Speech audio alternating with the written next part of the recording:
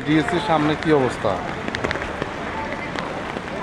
আশা লাগবে না। এই যে ডিএসসি ঢাকা স্টক এক্সচেঞ্জের সামনে পানির অবস্থা দেখেন।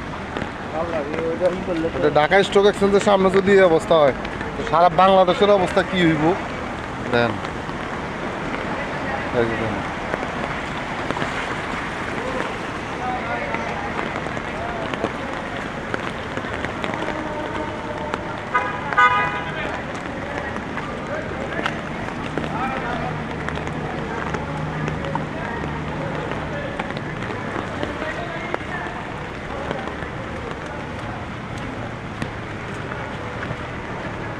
যাওয়ার মতন কোনো ক্যাপাসিটি নেই।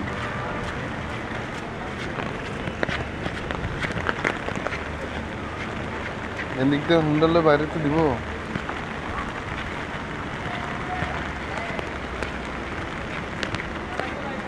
এই DSC Dhaka stock exchange tower এই সব অবস্থা। এই যে মুরব্বী আটকা পড়ে গেছে গা। কি নষ্ট হয়ে গেছে?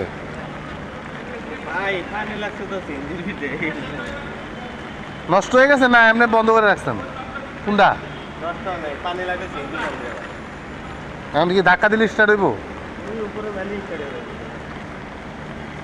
উপরে নিতে হলে অটো একটা খবর দেন।